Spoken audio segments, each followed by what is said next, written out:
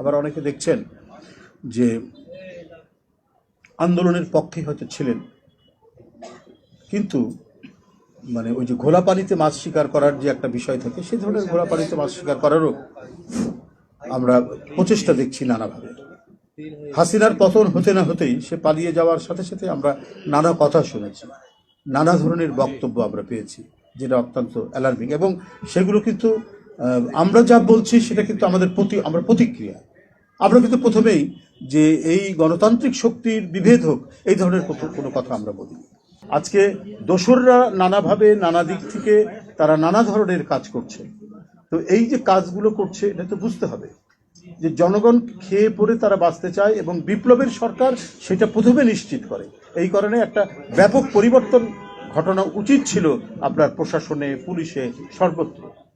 সেটা না করার কারণে এরা আজকে নানাভাবে নানা দিক থেকে তারা মানে বিভ্রান্ত তৈরি করা, সরকারের বিরুদ্ধে অপপ্রচারের বিভিন্ন কাজগুলো করছে। এদেরকে আইডেন্টিফাই করে তো কোনো ব্যবস্থায় আমরা দেখিনি, বরং আমরা দেখছি যে আমরা যারা এখনো অপোজিশন করছি, আমরা রাষ্ট্র ক্ষমতায় নেই, কিন্তু তারপরেও যেভাবে আমাদের দিকে বাক্যবান এবং তীর নিক্ষেপ করা হচ্ছে, এটা তো অত্যন্ত দুঃখজনক।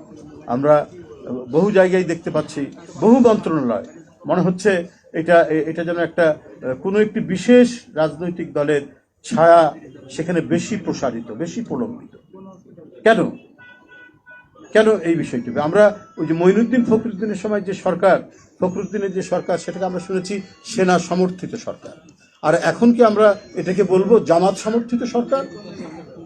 আপনারা যদি বিষয়টিকে নিয়ে যান, আমি দু একটা তথ্য প্রমাণের মধ্যে দিয়ে আপনারা বলতে চাই যে আমার সাথে রাজশাহী ইঞ্জিনিয়ারিং ইউনিভার্সিটি যেখানে, সেখানে একটি ছেলে ছাত্রদল করত, পরবর্তীতে সে তার মেধার মধ্যে দিয়ে সে শিক্ষা প্রকৌশল কি একটা আছে না অফিস, শিক্ষা প্রকৌশল, হ্যাঁ, সেখানে সে সুপারিনটেন্ডেন্ট ইঞ্জিনিয়ার।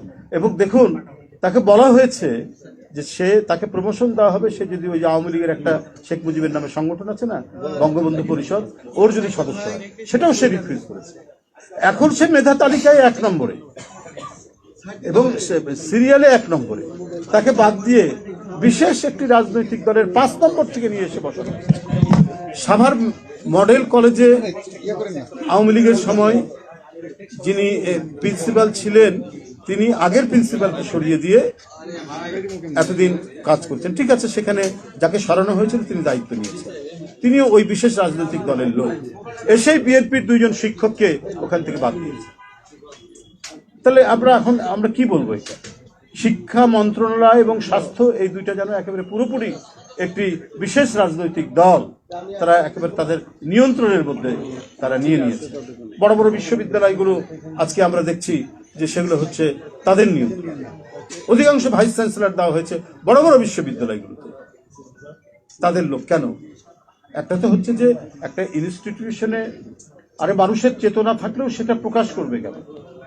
কিন্তু চেতনার যখন বহিঃপ্রকাশ দেখি, সেই চেতনার লোককে যখন আবার একটি প্রতিষ্ঠানের প্রধান বানানো হয়, তো সে তো কখনোই নিরপেক্ষভাবে কোনো কাজ করবে না।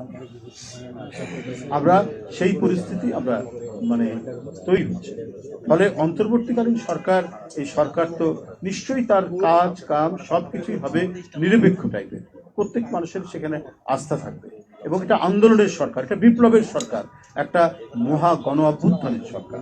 এবং যারা এই গণ অভ্যুত্থানের অংশীজন, বিএনপি সহ অন্যান্য রাজনৈতিক দল, তারা তো এই সরকারের সফলতার উপরেই তারা গর্ব অনুভব করে। কিন্তু এখানে যদি কখনো পার্টিজান দেখা যায়, যে কোনো দিকে হেলে পড়ার বিষয় দেখা যায়, কারো প্রভাব বৃদ্ধির যদি বিষয় দেখা যায়, তাহলে তো আপনার সমালোচনার যে বড় বড় প্রশ্নবিদ্ধ চিহ্নগুলো প্রসারিত হতে থাকবে, এবং এইটাই দেখা যায়।